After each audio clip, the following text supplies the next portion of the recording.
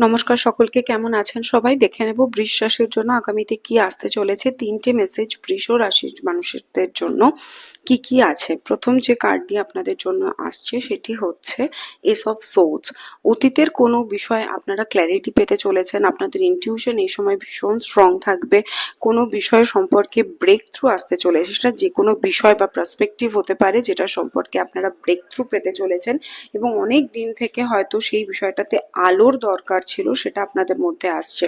প্রেমজনিত বিষয়ে অনেকে কষ্ট পেয়েছেন, দুঃখ পেয়েছেন, অ্যাংজাইটিতে ভুগছিলেন, কোনো মানুষকে হয়তো প্রপোজ করেছিলেন, তিনি না বলে দিয়েছেন, বা কোনো লং টার্ম রিলেশনশিপ থেকে হয়তো রিজেকশন পেয়েছেন, রাতের পর রাত ঘুমাননি, ওভার থিঙ্কিং করে গেছেন। সেই জায়গায় এবারে হিলিং আসছে। সেই পুরনো মানুষটি হয়তো ফিরে ক্ষমা চাইতে পারে, নতুন করে শুরু করার প্রস্তাব দিতে পারে, বা নতুন কোনো মানুষ আপনাদের জীবনে আসতে পারে। আপনারা কোনো বিষয় কিন্তু ভীষণভাবে স্কিলড আপ হয়ে উঠেছেন। এটি ৩ নম্বর মেসেজ আপনাদের জন্য। সেই গ্রোথটিকে এগিয়ে নিয়ে যাওয়ার চেষ্টা করুন। পয়সা কড়ির দিক থেকে, ল্যাভিশনেসের দিক থেকে অনেকেই কিন্তু খুব সুন্দর একটা জায়গা পাবেন তৈরি করার। নিজেদের পেটেদের সাথে ভালো করে সময় স্পেন্ড করুন। এবং এখানে না আমি একটা জিনিস ফিল করছি, পুরনো অভিজ্ঞতা থেকে যখনই আপনি ক্ল্যারিটিটা পাবেন, সেই ক্ল্যারিটিটা পাওয়ার পর কিন্তু আপনার মধ্যে সেই পাওয়ারটা জেনারেট করবে।